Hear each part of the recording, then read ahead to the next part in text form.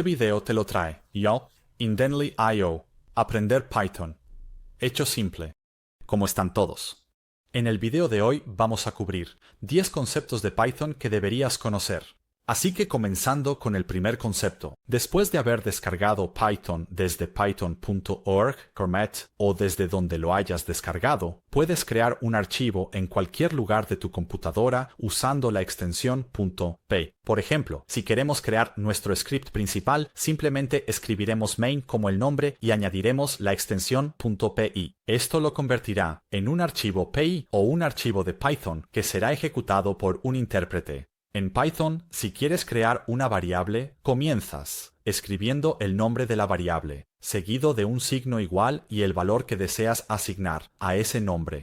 Por ejemplo, aquí podemos escribir Bob, y Bob podría tener una edad, así que podemos crear otra variable, llamada edad, y eso será 20. Ahora, si alguna vez queremos usar estas, simplemente podemos referirnos a esos nombres de variables en lugar de codificar los valores, o escribirlos a mano cada vez que queramos usarlos. Por ejemplo, utilizando la declaración de impresión, podemos imprimir el nombre, la coma, la edad. Si puedo deletrearlo, todavía no puedo deletrear eso, edad. Y cuando lo ejecutamos, en la consola deberías ver que pudimos usar ambas variables, lo cual, nuevamente, es bastante conveniente porque podemos usarlas en cualquier parte del programa. Quiero decir, otro ejemplo sería, hola, mi nombre es, y luego insertar el nombre. Y obtendríamos eso como salida. En Python tenemos muchos tipos de datos. Y los tipos de datos básicos son enteros, flotantes, cadenas, booleanos, que pueden estar configurados como verdadero o falso. Luego tenemos listas, tuplas, conjuntos y diccionarios. Un entero es cualquier número entero, mientras que un flotante es cualquier número decimal. Una cadena es cualquier cosa que esté dentro de comillas, y eso puede ser comillas simples o dobles, y simplemente representa texto, mientras que un booleano se usa para representar dos estados, ya sea verdadero o falso. Luego tenemos listas que pueden contener una cantidad arbitraria de elementos, así que en caso de que tengas una lista de compras o una lista de nombres, tenemos una forma de manejar ese tipo de datos. Después tenemos tuplas, que son muy parecidas a las listas, excepto que son inmutables, lo que significa que una vez que estableces los datos, no puedes agregarles nada ni quitarles nada, mientras que con las listas puedes realizar muchas operaciones, como agregar elementos y eliminar elementos. Después de eso tenemos conjuntos, que son bastante similares a las listas, excepto que aquí no puedes tener duplicados. Todo está garantizado para ser único. Y finalmente tenemos diccionarios, que es la forma básica de representar pares de clave y valor. Así que aquí tenemos un nombre de Bob y una edad de 20. En Python tenemos la opción de usar anotaciones de tipo. Las anotaciones de tipo son completamente opcionales.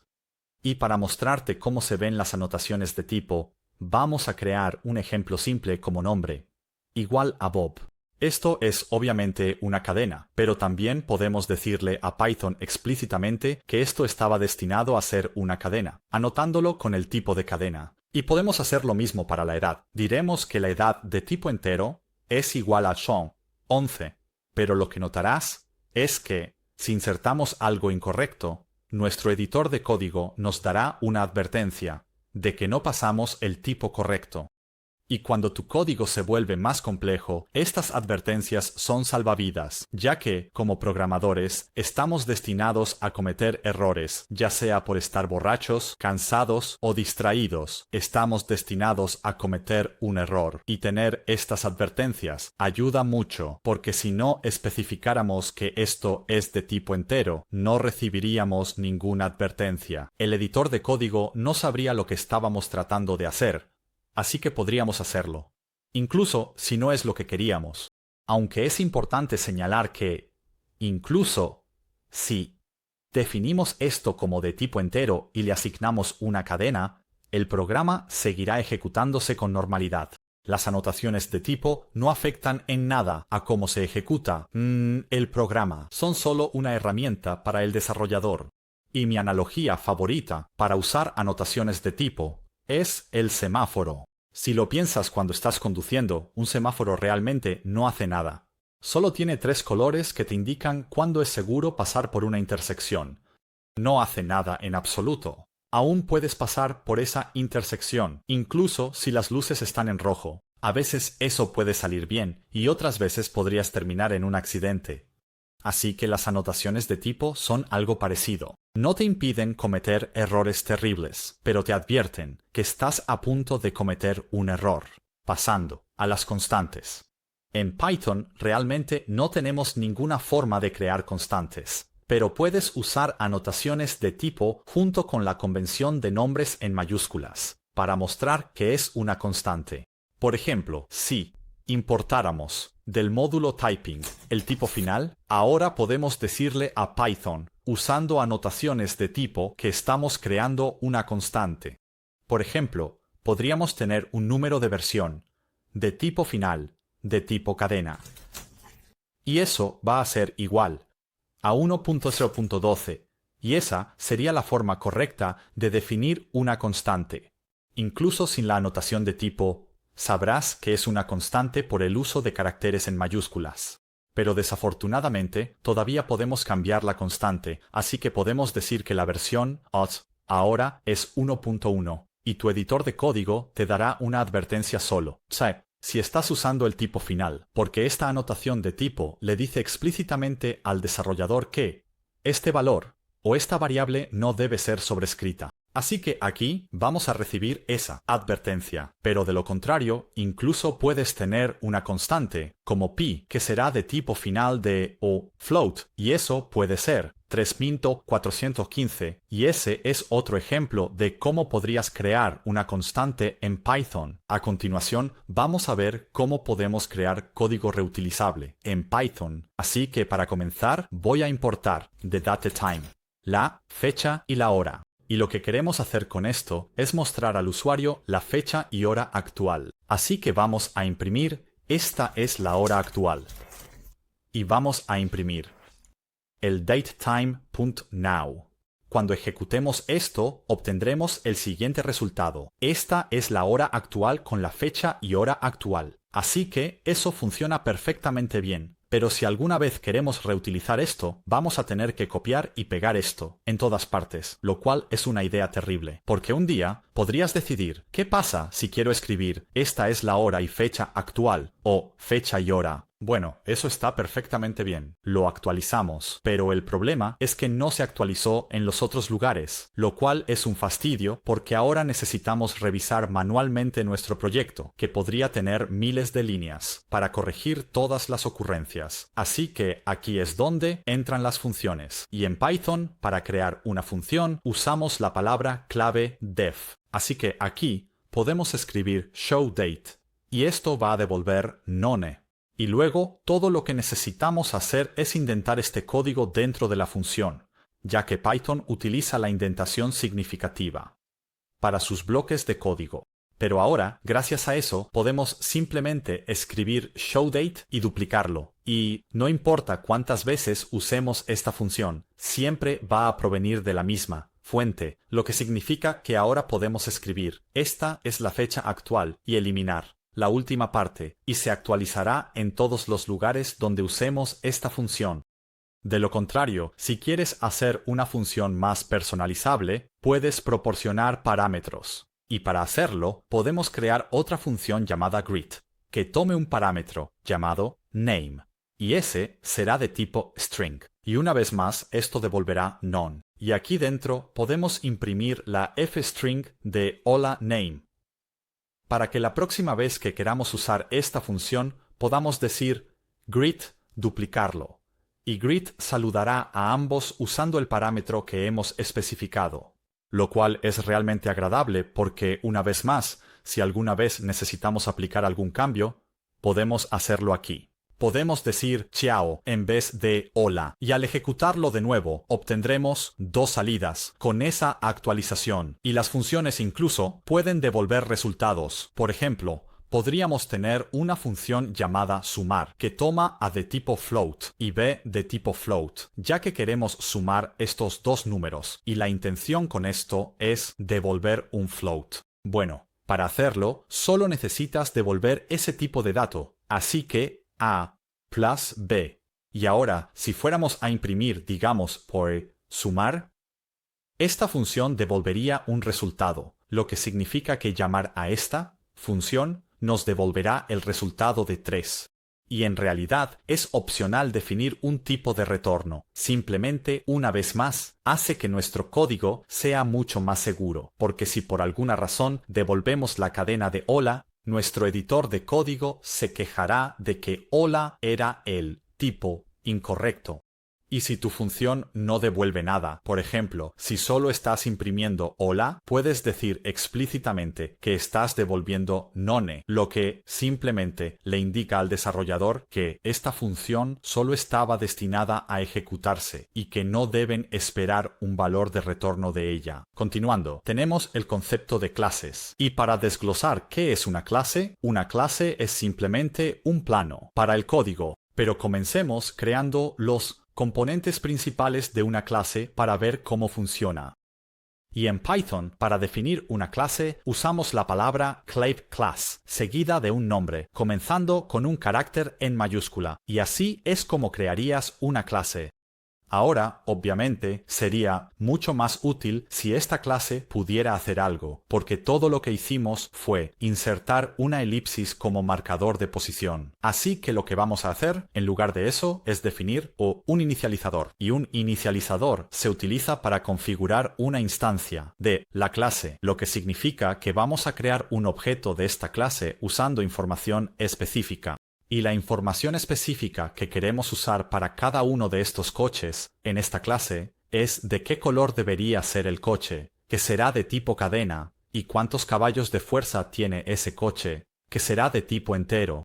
Y los inicializadores devuelven none por defecto y siempre devolverán none. Pero personalmente me encanta especificar eso. Ahora, dentro del inicializador, necesitamos asignar estos valores a la instancia del coche. Y para hacerlo, necesitamos usar la palabra clave self. Así que self.color va a ser igual a color. Y self.horsepower va a ser igual a horsepower. Ahora, con eso hecho, podemos crear un coche llamado Volvo, que será de tipo coche, y el coche va a ser un coche rojo con 200 caballos de fuerza. Así que esta parte aquí es lo que llamamos una instancia de la clase, o un objeto de la clase, porque lo estamos instanciando con esta información específica, para que podamos tener un objeto personalizado. Y lo que eso significa es que podemos escribir Volvo y referirnos al color, o sería más apropiado imprimir eso. Y también la potencia. Podemos referirnos a esos atributos que están relacionados con la instancia, de modo que cuando ejecutemos esto, obtendremos esa información de vuelta. Como pudiste ver, la clase era solo el plano de cómo debería verse ese coche, y con ese plano podemos crear varios coches. Y eso simplemente simplifica ese proceso. Así que en lugar de tener un Volvo además, podríamos tener otro coche llamado BMW, que sería azul y tendría una potencia de 240. Ahora podríamos imprimir BMW con el color y la potencia, y obtendríamos la salida para el BMW también. Así que las clases simplifican el proceso de crear objetos o código que tiene que ser duplicado mucho. porque de lo contrario sería bastante difícil crear muchos coches diferentes que compartan los mismos atributos o las mismas propiedades. Pero voy a eliminar todo esto porque lo que vamos a hacer a continuación es aprender sobre métodos. Y en lugar de color voy a cambiar esto a marca. Y la marca para Volvo obviamente va a ser Volvo. Con esto podemos entrar en nuestra clase y definir una función. Un método es simplemente una función que está dentro de una clase. De todos modos, aquí vamos a crear un método llamado conducir y eso va a devolver nada, porque lo que vamos a hacer es imprimir que el self.brand está conduciendo. Y importante notar que tenemos self escrito en todas partes, y self se refiere a la instancia de la clase. Aquí tenemos un Volvo y nos estamos refiriendo a sus atributos. Así que, en otras palabras, self es el Volvo. Y si tuviéramos un BMW, self sería el BMW. Se refiere a la instancia. Así que si realmente quieres referirte a estos valores, vas a tener que usar la palabra clave self. Pero crearemos un método más llamado obtener info. Y eso va a devolver nada. Porque vamos a imprimir self-brand con self.horsepower, caballos de fuerza. Y esa va a ser toda nuestra clase. Ahora tenemos una clase con algunos atributos y algunos métodos. Así que con eso podemos escribir volvo.conducir y volvo.obtener.info. Estos son métodos que podemos usar en esa instancia, y cuando ejecutemos eso, vamos a ver que el Volvo está conduciendo y que es un Volvo con 200 caballos de fuerza. Y esto se puede usar con cualquier objeto de esta clase. Así que si tuviéramos un BMW, una vez más, que será del tipo coche, y que fuera un BMW con 240 caballos de fuerza, ahora podemos conducir ese BMW. Como puedes ver, el BMW está conduciendo. Y además no estás limitado a solo usar la información dentro de la clase, sino que también puedes definir tus propios parámetros en los métodos. Así que después de la palabra clave self, cualquier cosa que escribas será un parámetro normal y voy a llamar a esta variable de tipo entero solo como un ejemplo, para mostrarte que ahora podemos usar eso. Y para referirte a él, no usas la palabra clave self, porque esto está incluido dentro de la firma del método. Así que ahora, la próxima vez que realmente usemos getInfo, también tendremos que darle un valor, y voy a quitar el BMW y ejecutar esto. Así que como puedes ver, ahora tenemos 10 y Volvo con 200 caballos de fuerza. Pudimos usar esta información dentro del método, simplemente incluyéndola como un parámetro. Pero vamos a eliminar todo eso, porque el concepto final del que quiero hablar en este video es el concepto de métodos Dunder, y todavía vamos a tener nuestro coche Volvo para esto. Pero, ahora quiero mostrarte que si imprimiéramos Volvo tal como está, lo que obtendremos de vuelta es un objeto de coche, que se encuentra en esta dirección de memoria, y esa información no es tan útil para alguien que no es programador. ¿Qué pasa si realmente queremos obtener la información que está dentro del coche? Bueno, podemos hacerlo usando un método Dunder, y un método Dunder es simplemente un método de doble guión bajo. Así que aquí vamos a definir el método Dunder de cadena, y esto va a devolver una cadena. Entonces, lo que vamos a hacer es devolver nodes, la f-string de self-brand UTS y self.horsepower punks p. Ahora, la próxima vez que intentemos imprimir este Volvo, lo que vas a notar es que no vamos a obtener ese objeto complejo de vuelta, sino que en realidad vamos a obtener la cadena que especificamos, porque ahora, en cualquier situación en la que nos refiramos a él como una cadena, va a usar el método Dunder de cadena. Y otro ejemplo de un método Dunder sería si quisiéramos sumar coches. Podríamos usar el método Dunder de suma. Así que esto va a tomar self y other, que será el objeto que queremos sumar, y kako al objeto actual. Y para este ejemplo solo vamos a devolver una cadena. ¿Por qué no? Entonces lo que vamos a hacer es devolver la f-string de self.brand y other.brand. Y si realmente quieres que tu editor de código te dé sugerencias para esto, tendrías que anotarlo como self, lo cual se puede importar del módulo typing. Así que desde typing importa self, other de tipo self. Y eso te llevará a esta autocompletación de código, que contiene brand y horsepower. De todos modos, para que esto funcione, vamos a tener que crear otro coche llamado BMW de tipo car, que será igual a un coche llamado BMW con 240 caballos de fuerza. A continuación, podemos imprimir Volvo más BMW, y este método dunder se encargará de la funcionalidad de suma, lo que significa que cuando ejecutemos esto obtendremos Volvo y BMW como resultado. Sin este método dunder, Python no sabrá cómo manejar esto porque no define el método dunder de suma, y de hecho te advierte sobre eso.